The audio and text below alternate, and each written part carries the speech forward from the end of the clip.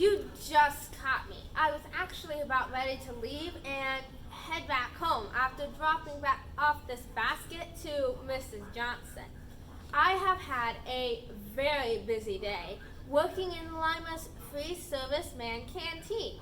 You know, the one by the intersection of Pennsylvania and B&O railroads.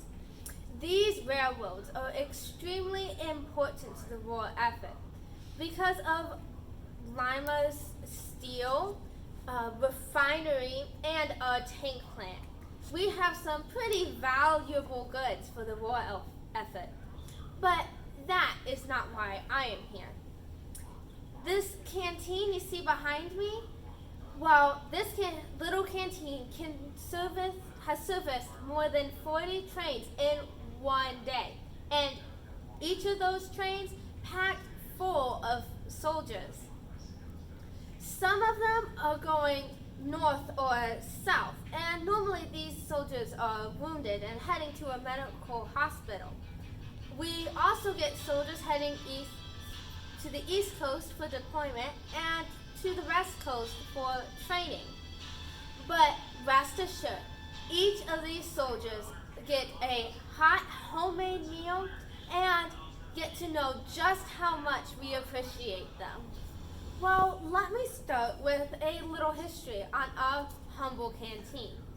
On a brisk fall morning, November 2nd, 1942, Mrs. E. L. Malone opened the canteen's doors for the first time.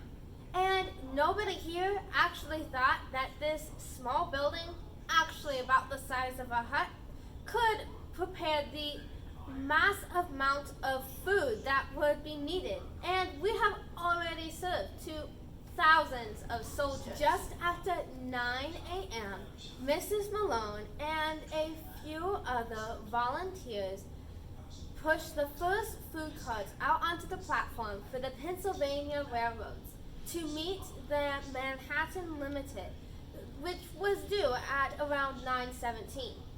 There, they were going to meet complete strangers in uniform for only a few minutes. But their goal was to provide them with food, drinks, and smiles. Many of these young men had no clue where their journeys would lead them.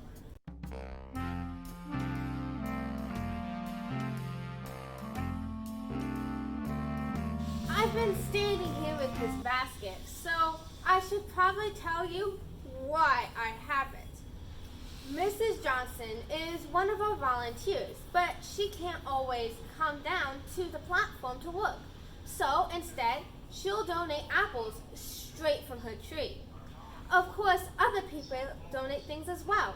Some people donate ration coupons so we can buy things such as flour and sugar, and other people, like Mrs. Johnson, donate produce straight from their farm, whether it be fruits and vegetables or sometimes even meat. They give up these priceless items so that we can use them in the canteen because our canteen is completely free of any cost to the soldiers.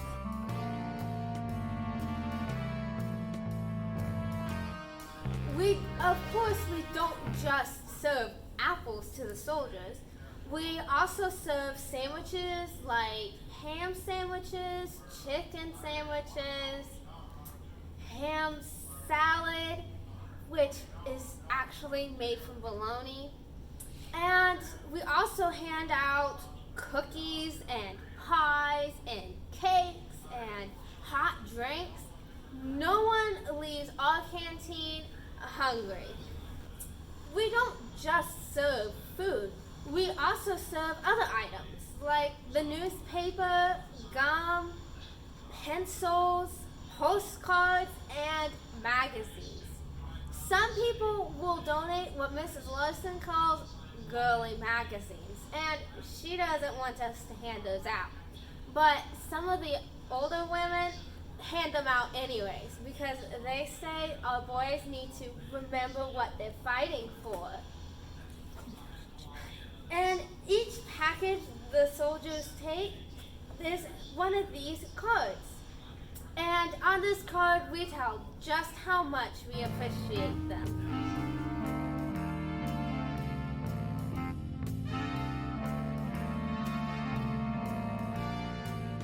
So you're probably wondering what it takes to be a volunteer in our wonderful canteen.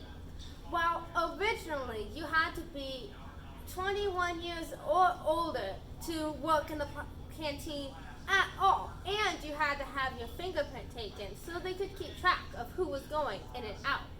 But as we got more and more trains, they realized just how much help they really needed. So they started allowing pretty much anyone who could help volunteer. That includes children. Now, you have to be 18 years old or older to actually go out onto the platform. Anyone younger has to work in the kitchen, which unfortunately means me as well. In the kitchen, we do everything from pack the bags to make sandwiches and polish lots and lots of apples until they are so sparkly you can see your face in them. Let me tell you, I knew each of the apples that was in this basket personally. So what happens when a train comes through? Well, before the train actually comes through, the women start packing baskets and put with paper sacks and put them on trolleys. They also fill these 5-gallon pots full of different drinks. When the train comes in, they push the trolleys out onto the platform and from there serve the soldiers. Sometimes the soldiers have enough time that they can come down and out of the train and actually get the food themselves. But sometimes the trains are so close together that I have seen some of the women rushing out onto the platform and tossing the paper bags full of food to the soldiers through the windows of the train. And off the train goes, and then in comes another one, and they do the exact same thing.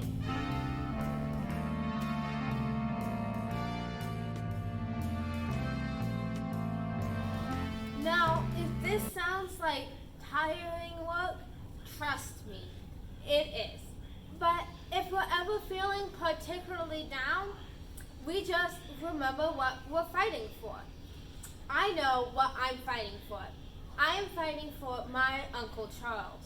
He was sent over to Italy in 1942, and by 1943, my grandmother had become a Gold Star mother. Now, when the other ladies are feeling down, we can read one of the many letters that get sent to us, showing just how much the work means to the soldiers. Like one from a sailor named Edward. He said he passed through the Lima canteen on Thanksgiving, and that we had made his Thanksgiving a better one than he ever expected. Oh, look at me rambling on as the time just passes away. I have to get this basket back to Mrs. Johnson and get home before it gets too dark. So I best be leaving. Thank you for stopping by our Lima canteen. Hope you think about volunteering.